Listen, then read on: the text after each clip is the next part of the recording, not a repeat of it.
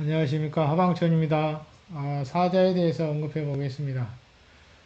보통 알고 있는 사자하고 같습니다. 이 사자는 뭐 상서로운 짐승의 하나로 보고 있습니다. 이 상서롭다는 것은 그만큼 주변에 좋은 에너지를 전해준다는 얘기겠죠. 또 무 짐승들의 왕이고요. 이건 알고 있을 겁니다. 용맹을 감당할 수 없으며 용맹하다라는 것이죠.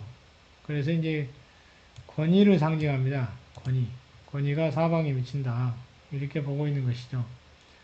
삿된 기운을 피할 수 있을 뿐만 아니라 그래서 그 당살, 살기를 막는 데도 사용합니다. 만약에 주변 환경상 형살이 존재하고 있다면 그 형살을 해소하기 위해서 이 사자를 설치하기도 합니다. 특히 첨각살이나 전심살이나 노총살이나 천참살 등을 범하고 있다면 사자를 설치해서 화해를 도모할 수 있겠죠. 그래서 주변의 살기를 해소함으로 인해서 집안의 기장을 더 좋게 만들어주고요.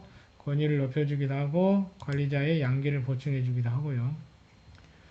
자, 그래서 형살은 뭐 창문이 됐든 대문이 됐든지 간에 특히 문과 마주보고 있는 쪽에 이 사자를 설치하면 좋습니다.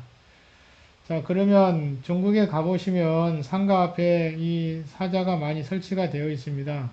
그런데 우리나라는 별로 볼 수가 없죠.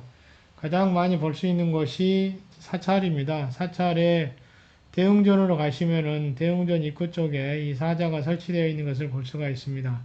하나는 공을 밟고 있고 하나는 새끼 사자를 밟고 있는 형태로 구성이 되어 있습니다.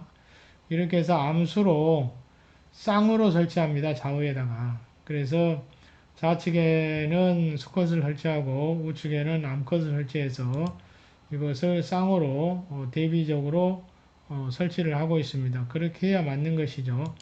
또 만약에 사자 형상에 손상이 있거나 한다면 즉각 교체를 해줘야 하는데요. 가급적이면 두 개를 동시에 교체를 해야 합니다. 하나만 손상이 됐다고 해서 하나만 교체하는 것이 아니고요. 두 개를 동시에 교체하는 것이 좋습니다. 그래서 이제 정리하면 사자는 진택이나 벽사에 사용을 한다는 것이죠. 그래서 이런 주변의 기장을 좀 더 좋은 쪽으로 유도를 해준다는 것입니다. 그리고 또 하나 이 사자의 역할이 있는데요. 사자는 일월의 정수를 흡수한다고 보고 있기 때문에 사자의 머리를 쓰다듬은 다음에 자신의 머리를 쓰다듬으면 좋은 기를 흡수할 수 있다라고 하는 속설이 있습니다. 즉 자신의 운수를 개선할 수 있다는 것이죠. 그래서 재운과도 연관이 되어 있는 것으로 보고 있습니다. 즉 이 사자를 가게 앞에 설치함으로 인해서 좋은 에너지를 증폭시켜 주기 때문에 즉 좋은 운으로 바꿔주는 역할을 하기 때문에 이 사자를 설치함으로 인해서 가게가 재운이 더 좋아진다. 또는 뭐 자신의 운수가 나쁠 때 장사가 안 될 수도 있겠죠. 그런데 이것을 호전시켜 준다는 의미를 갖고 있습니다. 그래서 사자를 많이 설치하고 있죠. 그리고 사자를 설치할 때는 이제 사자는 건계에 속하는 것으로 보고 있기 때문에 서북 쪽에 설치하는 것이 좋습니다. 그렇지 않고 남향집이라면 이제 남쪽에 설치해도 무방하긴 합니다. 그런데 어찌되었든 설치하실 때는 쌍으로 설치를 하는 것이 좋고요. 그 다음에 암컷, 수컷의 자리를 잘 배치해서 설치를 하는 것이 좋습니다. 두 개는 항상 짝이 있어야 합니다. 그래서 하나가 파손되더라도 같이 교체를 해주면서 계속 유지한다면 좋은 에너지를 전해줄 것입니다. 자, 이렇게 사자는 설치할 때 두 가지 관점에서 말씀을 드렸고요. 그 다음에 이제 설치를 했는데 사자의 머리는 어디를 향하도록 할 것이냐 하는 것입니다. 집안의 내부를 향하지 않도록 해야 합니다. 왜냐하면 그만큼 살기도 갖고 있기 때문에 집안을 향하게 되면 집안에 분란을 일으킬 수가 있겠죠. 그래서 외부를 향하도록 하고 또한 주변의 형기상 형살을 살기를 막아주기 위해서 설치하는 것이기 때문에 그 살물이 있는 곳을 향해서 머리를 향하도록 해야 합니다. 주의하실 거 집 안 내부를 보도록 하면 안 된다는 점이고요. 그리고 설치할 때는 주변 환경상 살물이 없으면 대문 앞을 쳐다볼 수 있도록 하면 됩니다. 만약에 살기를 방어할 목적이라면 그 살물이 있는 곳을 향해서 설치하면 되겠죠. 그 다음에 대부분은 이제 창문에도 설치할 수 있고요. 대문에도 설치할 수가 있습니다. 또는 이제 그 책상에 설치할 수도 있습니다. 그런데 이제 가급적이면 대문에 설치해서 대문으로 들어오는 탁한 기운을 정하거나 흉한 살기를 들어오지 못하도록 막아줄 수 있는 곳에 설치하는 것이 좋겠죠. 그래서 대문이 가장 기본적인 설치 장소라고 보시면 될 것 같습니다. 그 다음에 이제 사자 모양에서 아까 방금 전에도 말씀을 드렸지만 하나 수컷은 공을 밟고 있습니다. 공을.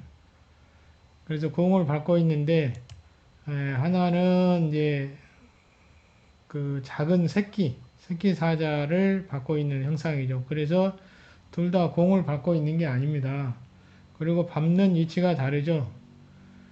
그래서 그 하나는 오른쪽 발을 들고 밟고 있는 것이고요. 하나는 왼쪽 발을 들고 밟고 있는 것입니다. 그림 보시면 아시겠죠. 이거 보시고 판단하시면 됩니다. 그러면 훨씬 더 이해가 될 것이고요. 그 다음에 이제 사자의 모양에서 입을 벌리고 있는 경우와 입을 다물고 있는 경우가 있습니다.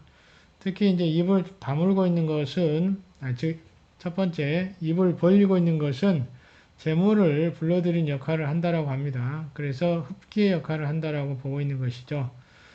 그 다음에 입을 닫고 있는 것은 재물을 지키는 역할을 한다라고 보는 것입니다. 그래서 이런 의미 부여가 되어 있습니다. 그렇기 때문에 사자를 보시면 하나는 입을 다물고 있고 하나는 입을 벌리고 있는 형상이 많습니다. 두 개 다 벌리고 있는 것보다는 두 개가 이제 하나는 다물고 하나는 벌리고 있는 구조가 가장 많이 보급되고 있습니다. 그래서 사자를 보실 때 혹시 어떻게 생겼는지 이 모양이라든지 그 다음에 밑에 받고 있는 거 이것에 대한 의미를 좀 이해를 하시면 더 재밌지 않을까 싶습니다. 그리고 이 공을 밟고 있는 것은 권위를 상징하는 것이고요. 그 다음에 새끼 사자를 밟고 있는 것은 대대로 자식한테 전승된다는 의미를 갖고 있습니다. 그래서 이제 이 어느 것 하나 모양도 어떤 의미 부여를 가지고 만들어서 설치가 되고 있다는 점입니다. 그냥 쉽게 보지 마시고 하나하나 뜯어서 보시면 의미 부여를 할 수가 있을 것입니다. 자, 정리하겠습니다. 사자는 기본적으로 대문에 설치하면 좋고요. 주변에 살물이 있으면 살물을 향해서 설치하는 것도 괜찮습니다. 그 다음에 그래서 대문, 창문 다 가능하고요. 책상 위에 설치할 수도 있는데 책상 위에는 조그만 형상을 가진 것으로 설치를 해야 되겠죠. 그 다음에 그 사자의 형상에서 입의 모양에 따라서 재물을 들어오게 하느냐, 재물을 지키는 역할을 하느냐가 차이가 있고요. 또 발의 모양에서 권위를 상징하기도 하고 하나는 자식으로 계속 이어져 내려가는, 대가 끊이지 않고 이어져 내려가는 형상을 의미하고 있습니다. 자, 그래서 이 사자를 설치함으로 해서 진택 벽사를 할 수가 있고요. 또 하나는 집안의 평안을 가져오게 만들어줄 수 있다. 좋은 기운을 뿌려준다라고 하는 것입니다. 그래서 집안을 기장을 안정화시킬 수 있는데 많은 영향을 줄 수 있다라는 것이죠. 그리고 양기가 부족한 곳 이런 것은 양기를 보충해주는 역할도 하고 있다라는 점입니다. 자, 오늘은 사자에 대해서 알아봤습니다. 다른 동물하고 비교해서 이해를 하시면은 왜 이런 것을 설치하는지 이유를 알 수가 있고요. 또 필요하다면 한번 설치해 볼 수도 있는 것이겠죠. 자, 여기서 마치